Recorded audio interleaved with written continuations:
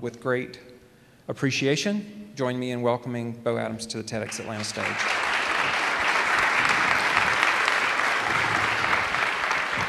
Thanks, Todd. Appreciate it. In The Falconer, Grant Lichtman wrote, "The real revolution in education and training, if it comes, will be overtly switching our priority from the skills of giving answers to the skills of finding new questions. Questions are the waypoints on the path to wisdom."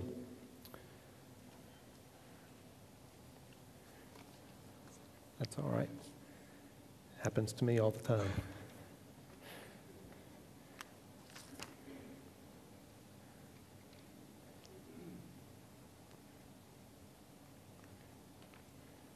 Now I'm set. So let's think of a few critical questions. Are schools preparing students for the challenges and opportunities for life in the 21st century? Are schools keeping pace with the incredible rate of change that we're experiencing right now? Can we unlearn what schools have been and relearn what schools could be? I believe it's time for an infrastructural change in schools. I think it's time to shift our focus from teaching to learning. It's high time that we shift our focus from teaching to learning, and we need teachers to be the learnerpreneurs. To tell and show my mini saga, I'll use some key symbols. A red dot's a teacher, a white dot's a student, and a pink dot of any shade is a learner. So throughout the 19th and 20th centuries, Gaver taught us that this has been the basic building block for schools. A teacher and a room full of students, quite often organized in rows and columns of desks. It's very industrial, it's very hierarchical, even has its roots quite literally and metaphorically in the military. It's also very isolating for teachers. They don't have time or opportunity in their school day to actually participate in those learning networks that we heard Anya talk about.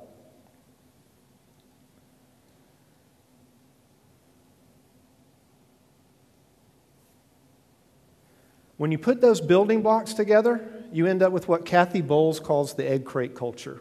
You can almost visualize students traveling down the assembly line, being filled with content and knowledge, something that this structure is very efficient at creating, delivery of content and knowledge. So we see the students travel down the assembly line from English to math to science being filled with content knowledge.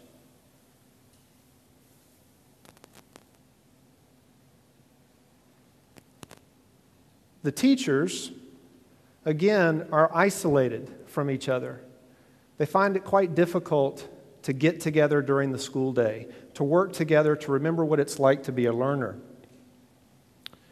So in 2007, we asked a question, a few of us in the junior high school at Westminster, what if we changed the building block? What if we provide an opportunity for teachers to get together during the school day?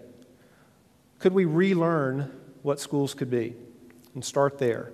So 6 teachers got together during third period, just like we think it takes students periods during the day to learn English, math, and science. What if we take a teacher's schedule, and rather than teaching 5 classes of students during the day, they teach 4 classes of students, and their 5th class is with each other, learning together. Well, what we discovered was that the teachers, out of habit maybe, because of habituated learning over 200 years, the conversation still tended to be a lot about teaching.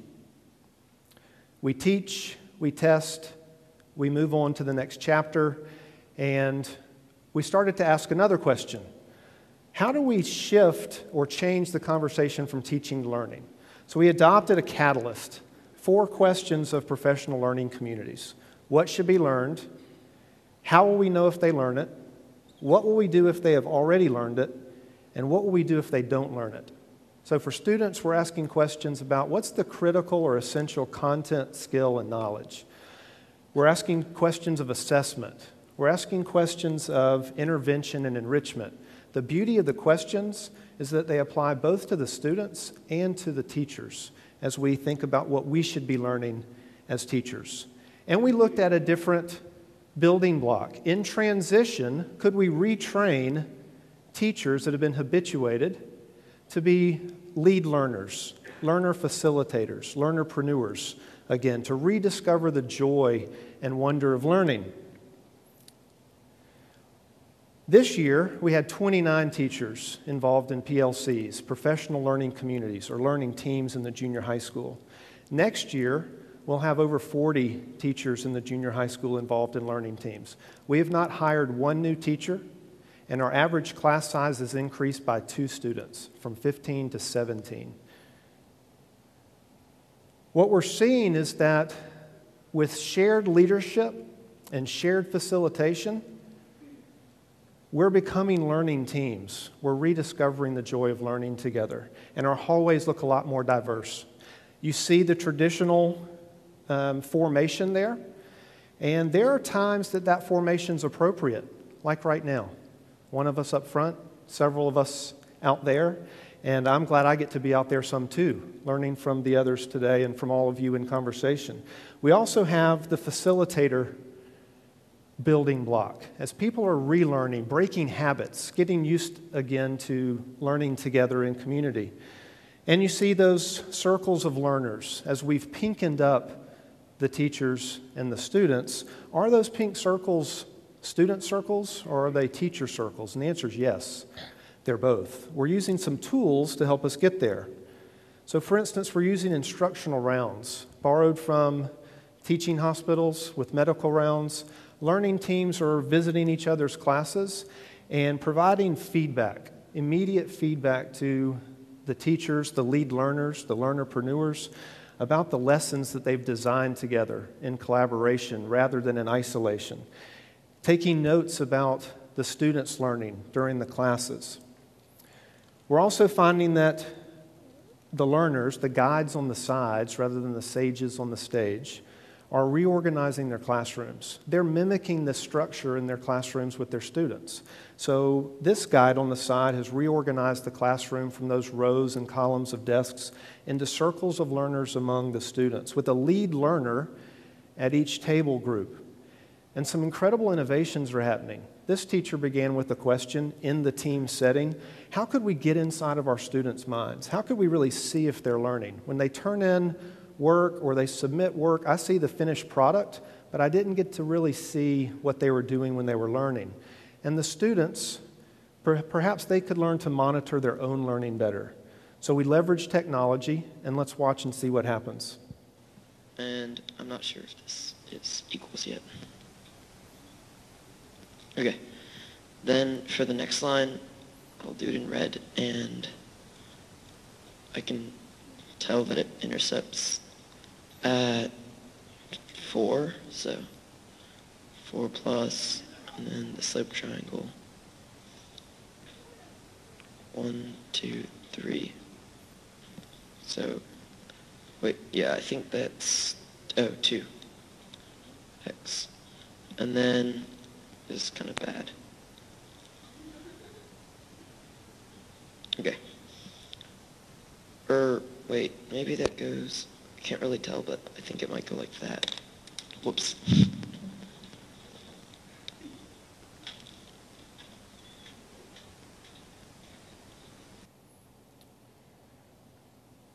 Roland Barthes wrote, "Students and teachers go hand in hand as learners where they don't go at all."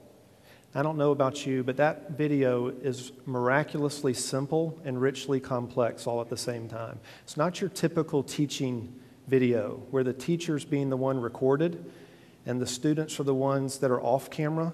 Instead, we see evidence of a teacher's learning by asking some questions about how can we get into the minds of students and know if they're learning at all. And we see evidence of the students learning, of them monitoring their own development and understanding and correcting their mistakes and seeing mistakes as that, pathways to learning rather than failures. But what if we used this building block in schools? What if we innovated the human infrastructure? It might be too expensive to rebuild schools, the physical infrastructure. What if we rebuilt the human infrastructure and innovated and added more learnerpreneurship back to schools. Schools have been slow to change. Learning teams and learning communities, I believe, can turn on a dime for the needs of the 21st century. Thank you. It's been a pleasure.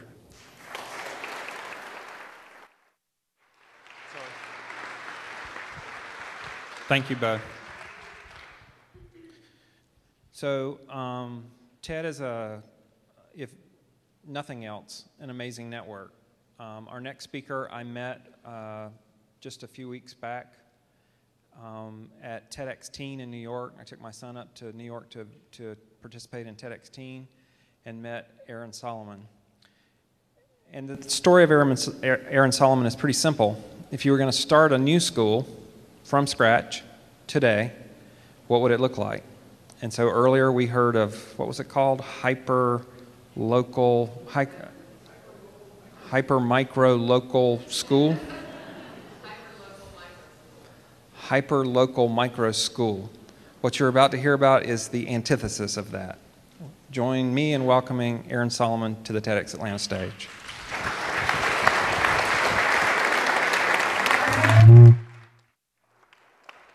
Thanks.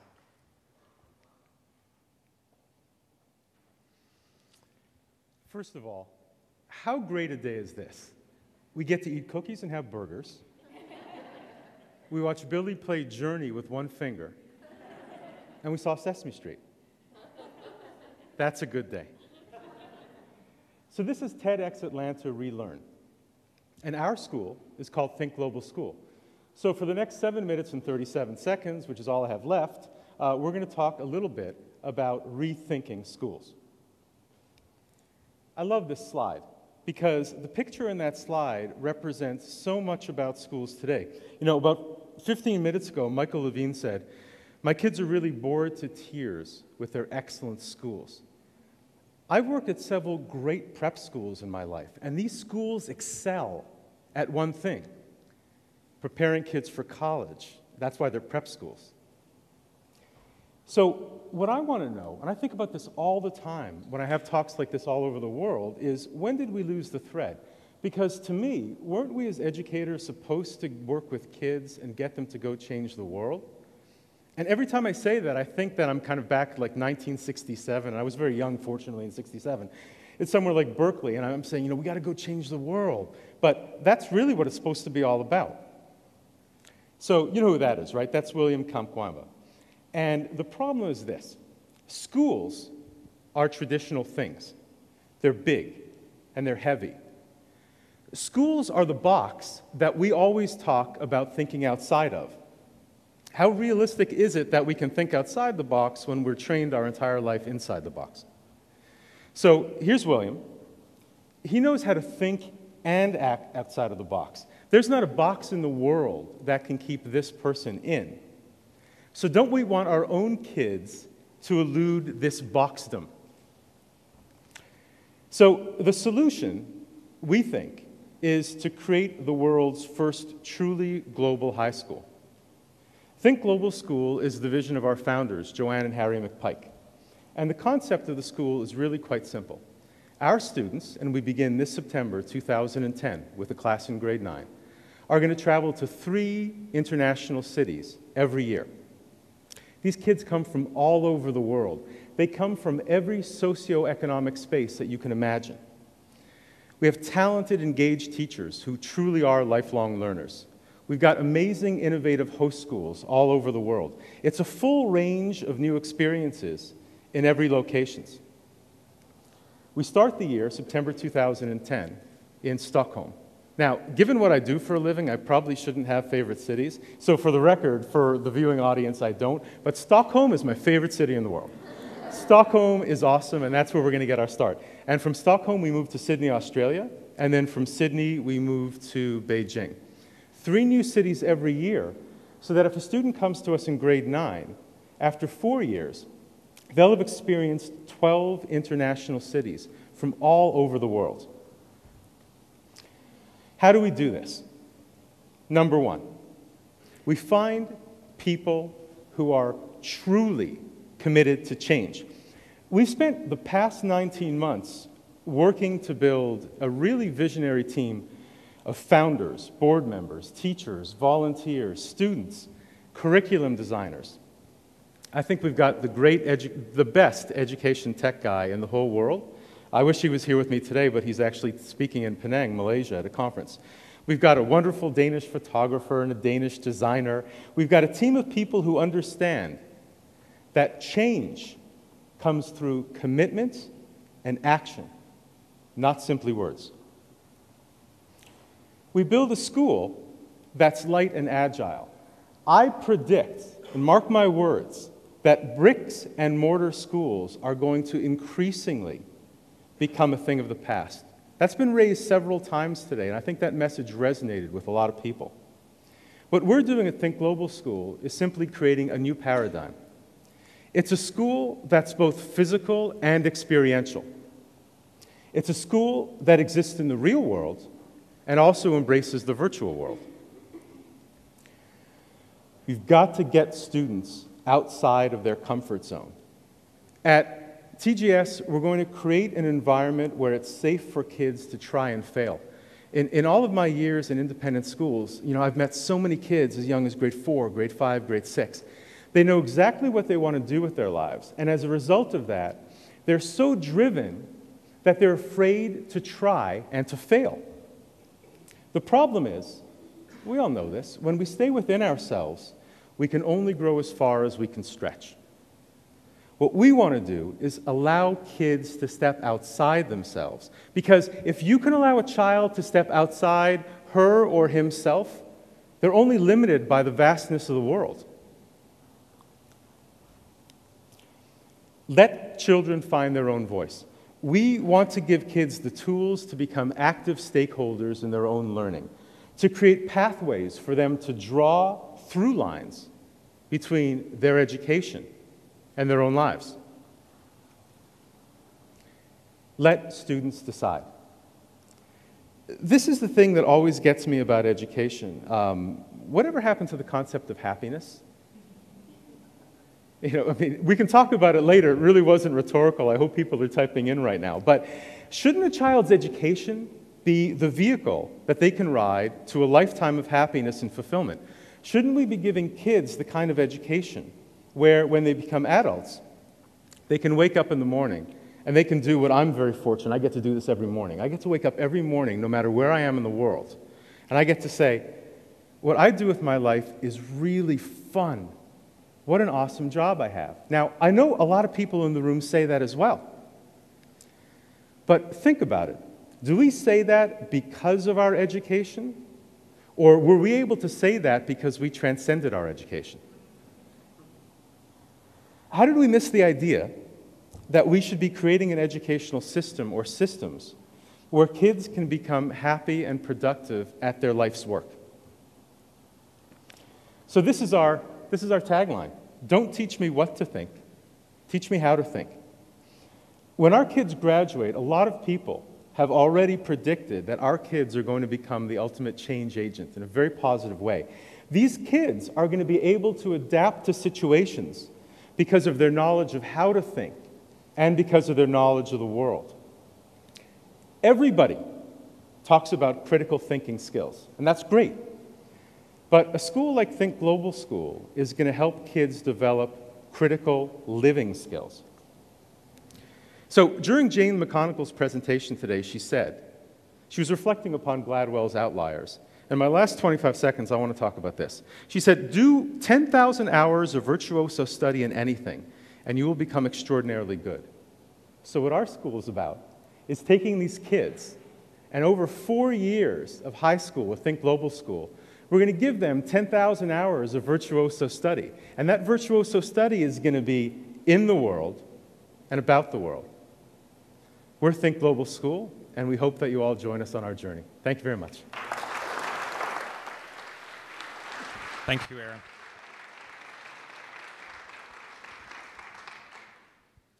So, those of you who are Q100 listeners in the morning to the Burt Show may recall hearing Father Kronk, and I'm going to only point out one part of that, and that's that whenever Father Ricardo Bailey took on that character on the radio, at the end of whatever he did, there was always a shout out to his students at Blessed Trinity.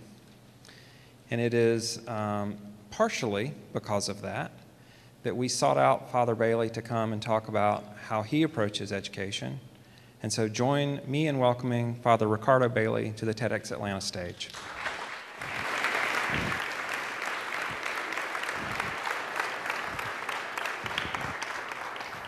Thank you so much.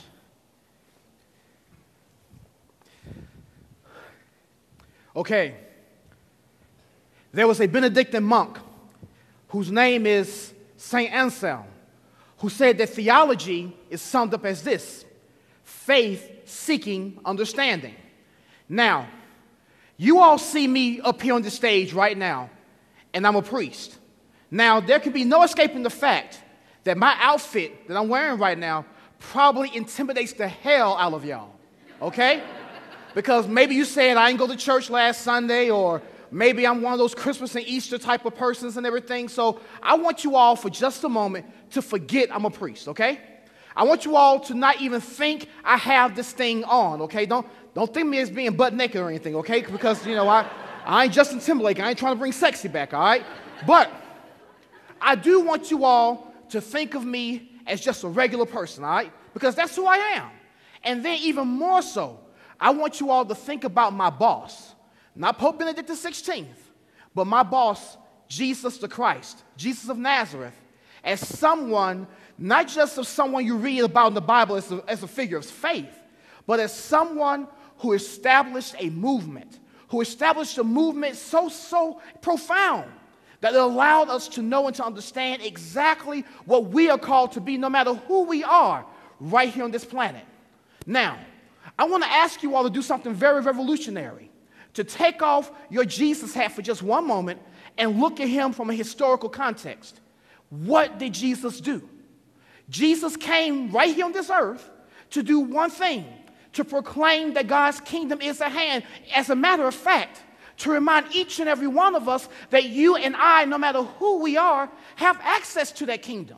So in and through his words and in and through his deeds, he did what? He established a relationship with each and every person who had access to him, and he did not push people away, but rather he called them to himself. And most especially, no matter what gospel you look at, he especially called the children. Even when all of his apostles and all of his disciples were pushing the children away because they thought that he was so holy and so above everything else, he said, let the children come to me, because it is to them that the kingdom of heaven belongs.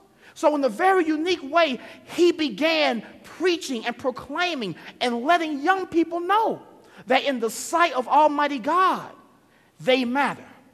I am here to say to each and every one of you all today, I don't have any slides. All you got to do is look at me right now.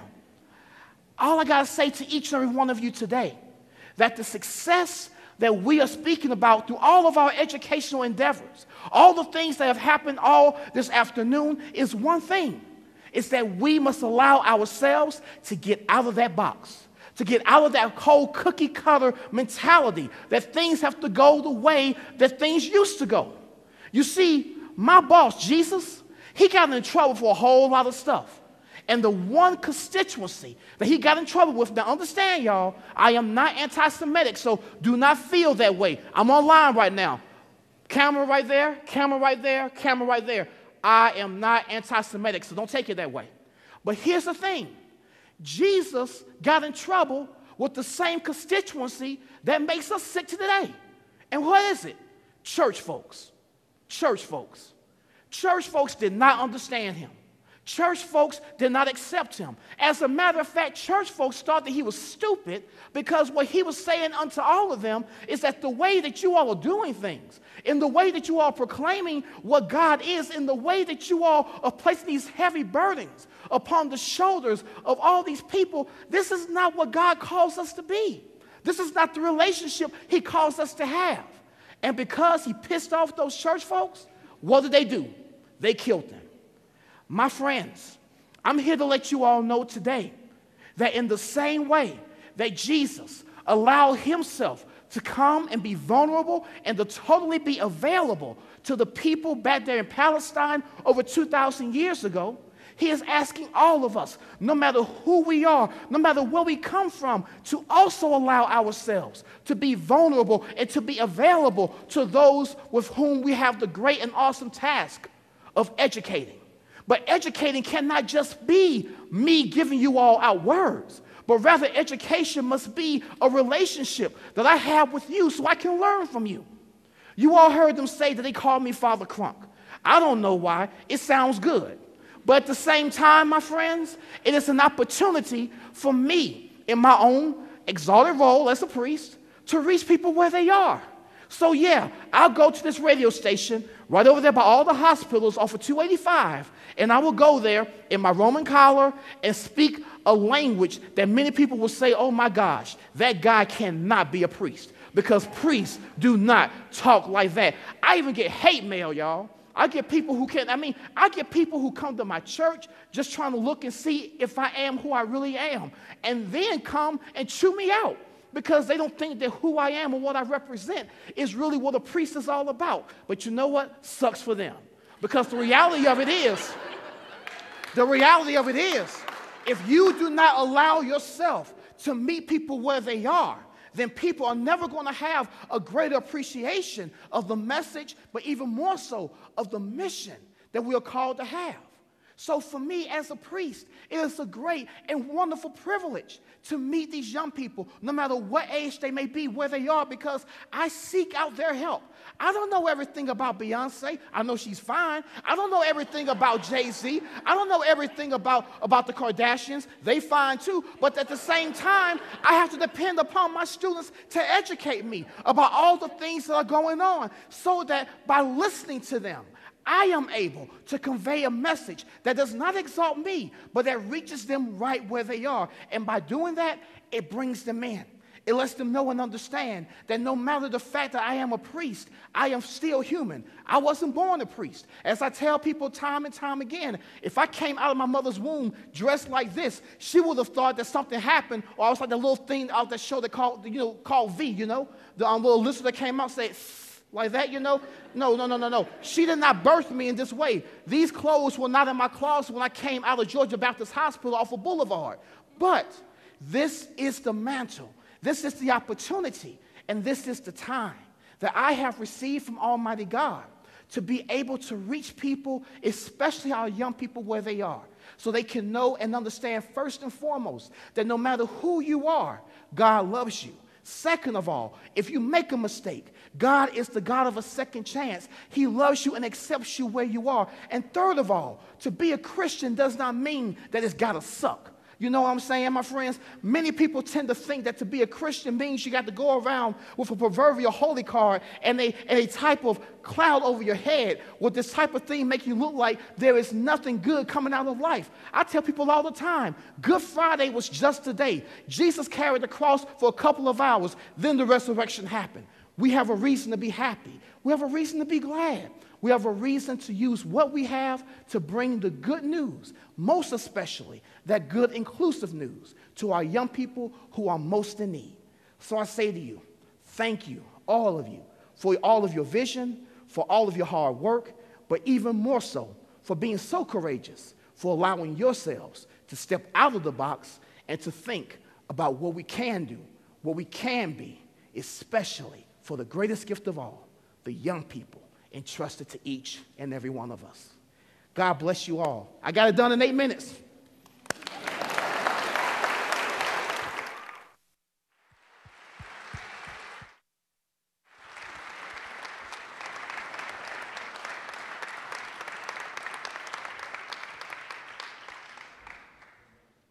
High risk, high reward.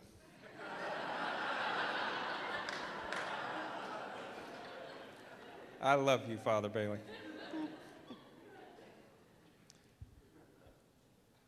I would not necessarily want to be David Fincher and have to try to follow that, but if anybody could, it is David Fincher. David is the head of Greater Atlanta Christian, which is the largest single Apple partner school in the United States. And so the thrust of his talk, as you might imagine, is going to be something about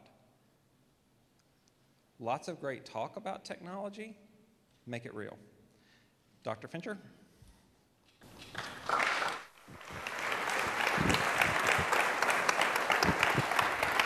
Thank you, Todd, very much.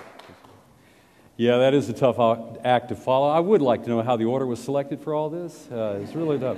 Tell you what, I had never seen Father Crunk until Greater Atlanta Christian and Blessed Trinity were playing a basketball game over at their place, and he was the MC, and I thought, well, we'll win this game. And by the time he had revved that crowd up, I thought, oh, I'm dead. We're going to lose tonight. It was really something. But I do appreciate, Father, your faith-based focus in bringing up young men and women of great character and ethics. It matters to us in our work at Greater Atlanta Christian, too. You know, the little bio about me says I'm a school leader, and I guess I am. I don't know that. I'm really a historian at heart, my undergrad, my master's, and about half a PhD in history before I flipped to the dark side of administration. You remember your school principal. That's me. And so I went over to this dark side like this, but I kept my history inside of me all the time because it gives me all kinds of ideas about what to think. It really is relevant for the 21st century. And I do think it has some relevance for what we're going to talk about because, as Mark Twain once said, history does not repeat itself, but it rhymes. So I want you to listen for the rhyme in a story from the 1400s. It's the early 1400s. And those who maintain all that is knowledge, that is learning, are a particular population, that is scribes, educated, good men who understand and want to keep that going, and so hand copying word for word all of the knowledge base of that era at one time, and they keep that going for decades at a time. They are the bastions of education. They really are well-intended. They are the ones who protect us against learning loss, and it looks that it will be that way forever. But then comes 1436, and in 1436 comes Gutenberg's press, and things begin to change. In fact, a lot of things change. You talk about a technological revolution. For the first time, a book can be printed faster than it can be read. Now, that was a big change. And so all kinds of careers, all kinds of ways of looking at things began to morph, except for one field, and that is scribes. They go on about their work just as it always has been, confident in the fact that it's going to continue that way for decades, for centuries on into the future. But it's not that way. Go 50 years forward, and now it's 1492, and reality is sinking in. There is a change underway. And in fact, one of the sponsors, one of the advocates of scribal thinking is the abbot of Sponheim, and he pens a book called De Laude Scriptorium. True book? An important book. In Praise of Scribes is the translation. And basically at core it says, the status quo must be preserved. The bastions of learning must be protected. This is an institution that protects us against learning loss. He gives all kinds of arguments why it's so valid. It's so good for the scribe. Notice the learner's disappeared. It's good for the scribe. It's so good for the scribe for it to continue that form. Technologies come and go. One never knows how this will unfold. So if you have this vital message to get out, if you knew you had to get this kind of communication out, you had to get it out broadly, how would you have done that in 1492? The abbot of Sponheim did not go to scribes. He went to the local printing press. And he went to them and had them run thousands of copies because this message had to get out to lots of people. And so, in his choice of his medium, the abbot confirmed the death of his message. In many ways, education has been that way and continues to be that way to this day. That is one of our challenges, is that so many of us in education are caught in an inertia of scribal thinking and don't even know it. Particularly when you get down to the school level. It's wonderful to hear the theories that we've been talking about, but translating that into the reality of change in our schools is monumental and difficult to do because institutions do not quickly die. So how does one go at this to ask these scribal, difficult questions about themselves and to find out if inadvertently we're writing our own De Laude Scriptorium today and don't even know it? Well, you have to ask some tough questions. Now, I'm a practitioner. I'm not a theorist. I am in there every day trying to figure out how to do this in real life. How do you really do this and move it out of it into the school life, into a real world? And so that's been one of the changes because existing schools are incredibly difficult to change. You take a typical citizen from 1880. You pop them into any institution that exists today, whether it be industry, whether it be business, whether it be healthcare, they won't recognize where they are except for one institution, the school. Drop them in, they know right where they are. Is it that way forever? Are we really ready for change? So we began to ask ourselves as a school community, all right, if the world has changed, are we still the same? Are we going to act the same? Are we going to behave the same in teaching our kids and all the things that go with it. So we had to come to a couple of major idea changes as a faculty and as an administrative. First of all, we had to realize that the information age was over, already over, had passed, that we could not give them all the information they needed, but our methodologies had not necessarily changed to match. There are lots of information about this. A great quote from earlier this year at the University of North Carolina points out this, about the change that has occurred in learning through the years and the speed and the rapidity at which it doubles and doubles again and doubles again and doubles again. By the year 2010, knowledge, that is valid knowledge, not just text online, but valid knowledge doubles every 900 days. But here's the killer. Go forward to the year 2020, and it doubles every 72 days. So if that's the case, then we had to come to the stark realization for many schools that knowing enough is no longer enough. We can no longer bury them in just a stack of facts any longer. It's over. It will not happen. It's not going to succeed. Secondly, we had to understand that the skills our kids needed for the 21st century had already shifted, whether we had or not. The reality began to come true that we saw that there were certain kinds of minds that really did tick and really did operate in the 19th and 20th century. They really made things happen.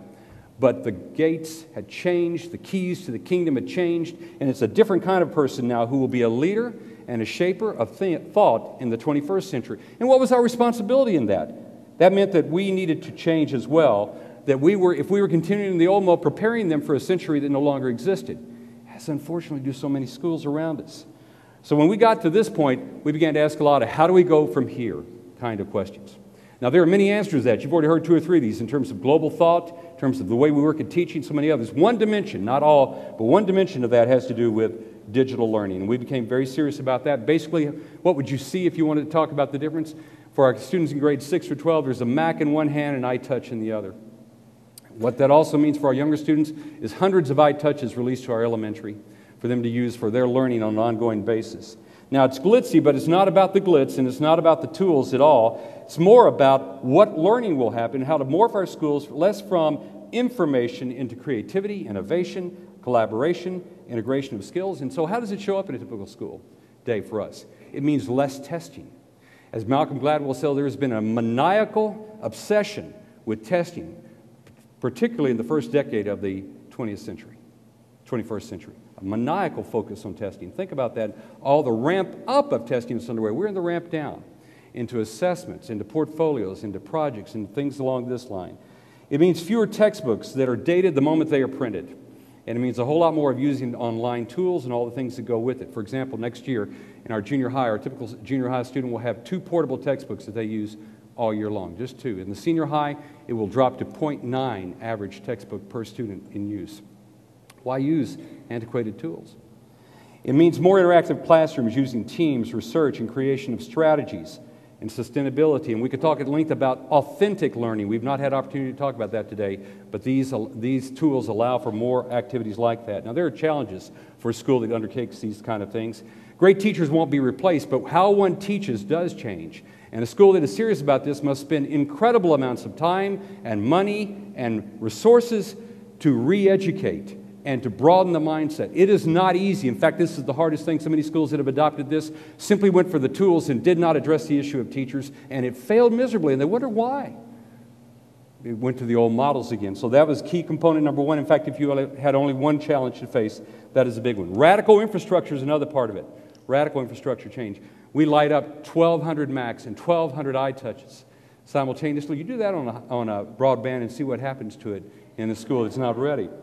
I can tell you afterwards if you'd like to know. There are those kind of changes. There's a challenge of just inertia, teaching as it's always been done, schooling as it's always been done, parent expectations, which are almost antiquated in themselves, no matter how avant-garde they are in other areas. That's got to change. And now we're in the middle of a recession when schools that even want to do this kind of thing are stymied by the lack of funding to do it. And so they're just trying to survive and provide enough teachers and enough staff and enough materials to make it, much less take on these kind of innovations. But here's the problem with all those challenges. Our kids are only going to be 6 or 12 or 15 one time. We don't have another window with them at 6 or 12 or 15. It is this one moment or it is gone. It is gone. We've determined we will not miss the moment. Thank you.